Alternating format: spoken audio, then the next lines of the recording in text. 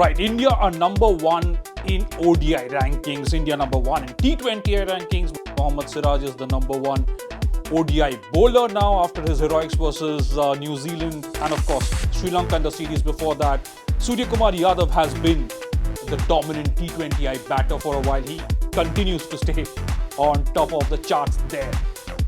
Shubman Gill equaled Babar Azam's record for most runs in an ODI bilateral series against New Zealand. He's moved up to number 6.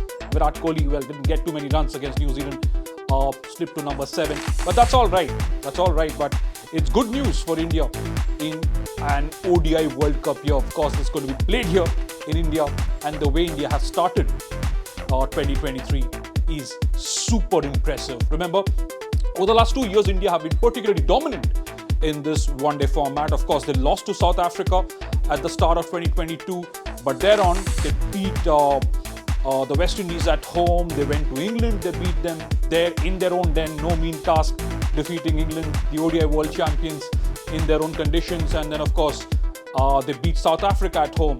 And meanwhile, they also won series against the West Indies, in the West Indies, and against Zimbabwe. So overall, great start to the ODI format. Yes, there was a bit of a dip really in 2022, the last series that India played last year.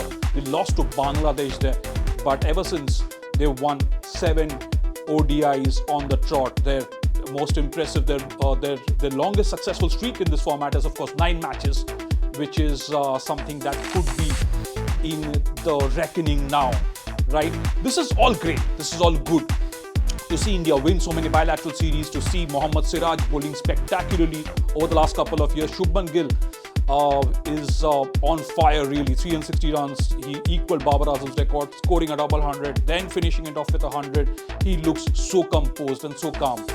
But all of that will really now need to translate into the World Cup. India haven't won an ICC event since 2013, remember? And when they had started winning those events, 2007, the T20 World Cup, 2011, the ODI World Cup, obviously at home, 2013, the Champions Trophy. So remember that South Africa, the T20 World Cup, ODI World Cup in India, and the Champions Trophy, also the ODI format in England. They won different tournaments in different conditions. After that, there's been a bit of a lull. Would you say India have failed in these ICC events? No, because they reached the final of the 2014 T20 World Cup. They reached the final of the Champions Trophy in 2017. They've reached the final of the World Test Championship last year. They've done well in patches. In the 2015 ODI World Cup, they did well to reach the semis there, down under in Australia. They also reached the semi-finals of the 2019 World Cup in England. But, you know, that last hurdle is really going to have to, you're going to have to cross that to become a super dominant team in in world cricket. So here's hoping that all of this good luck, all of this good beginning, all of this good start translates into a World Cup title for India at home. And this was Rajesh Gupta, sports editor at India Digital, bringing this to you on Let's Play.